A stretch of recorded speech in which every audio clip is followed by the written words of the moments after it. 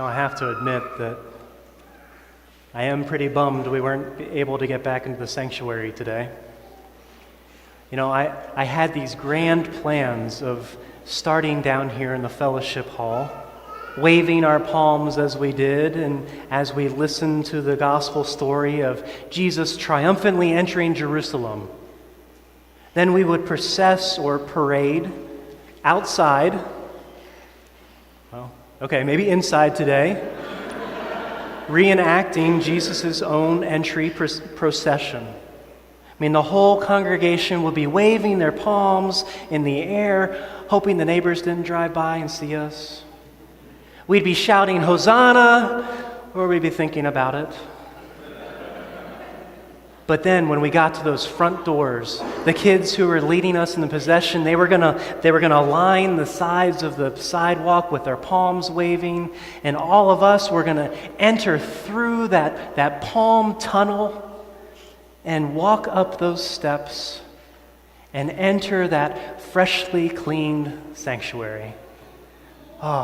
We can just smell the freshness and see everything so bright and clean with that brand new ceiling. Then everyone would make their way to the same pew you left 4 months ago, and we continue with the service. And I'd have this great sermon about how we just had this triumphant journey and entry into this fresh, brand new space, but not to get too used to it. Because in the coming days, we'd be hearing about what that entry actually meant and what it did. Come Thursday, we'd start stripping the altar of all those freshly cleaned altar wares and paraments and decorations. And we'd hear Psalm 22, a psalm pleading for God's mercy, read while we watch all that. And then we'd come back on Friday, still excited to be in this brand new, clean space, while we sit in darkness and silence as we hear about the deceit and torture and death that Jesus had to face because of us. That sermon, that would have encouraged us to think about this wonderful entry experience that we were having, being back in our beloved space, only for the expectation to clear it out again. And how it must have been for everyone who was witnessing Jesus enter Jerusalem on that triumphant march, or what it would have been like for Jesus himself while he was facing and what he was facing in those coming days. But unfortunately, the sanctuary is not ready, and I won't get to preach that sermon. Or did I?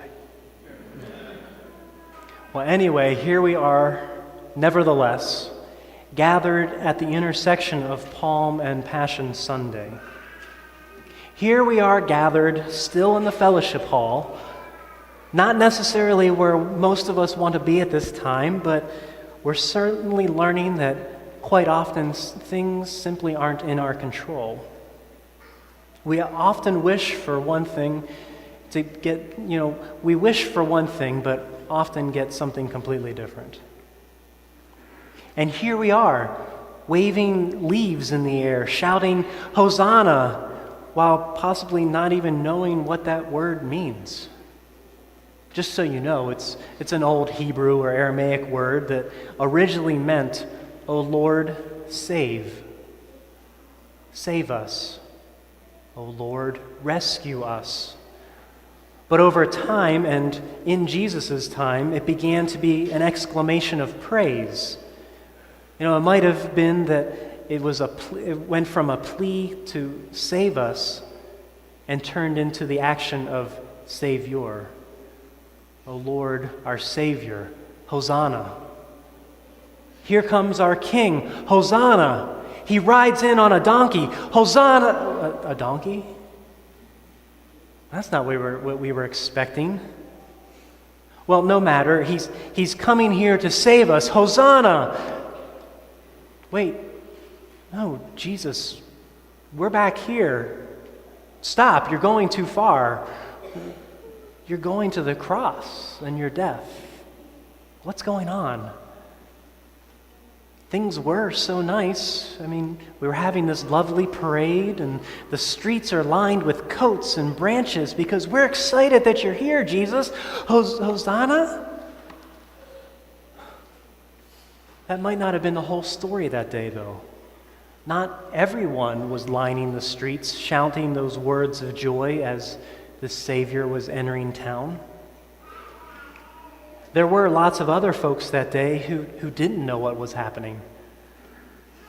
They were watching as someone who was riding a donkey, an everyday lowly animal that no sort of royalty would ever ride on, entered their holy city among this grand party that was being thrown. Were these people nuts? I mean, who was this guy? Why is he causing such a stir? Where exactly is he going? Well, again, we heard, and as most of us know, he was riding on to his death. Too often, I've tried to correlate those crowds that were there at his entry, at this triumphal entry, the joyous and celebratory crowds, and then the confused and angry or scared crowds. I've tried to correlate those with those same crowds who gathered at his crucifixion.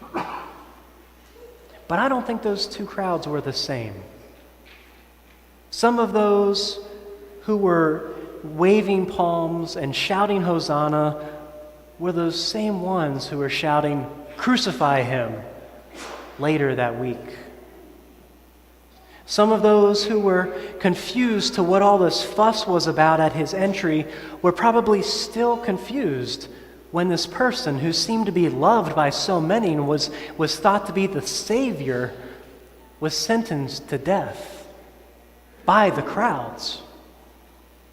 I mean, each person there had different feelings about those two events that we heard today, those two events that took place that week.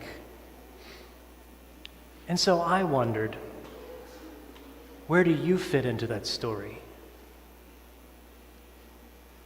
Were you shouting alongside the road, or were you standing back, confused about what was going on and who this person was? Were you at the back of the crowd crying at the fate of Jesus when it was announced, or were you standing at the front of the pack shouting, "Crucify him"? Were you left in disbelief at his death? Or would you have said, "Truly, this man was God's Son"? What do we do with this story today, with these stories? Once we see where we fit into the crowds in these stories, can we see how Jesus fits into our story then? What can we do for those who today stand in disbelief of all this? Who wonder why we do what we do? Who wonder why we've done what we've done? What can our story tell those people? This is our story. This is our week. A blessed Holy Week to you all. And I'll see you in the story.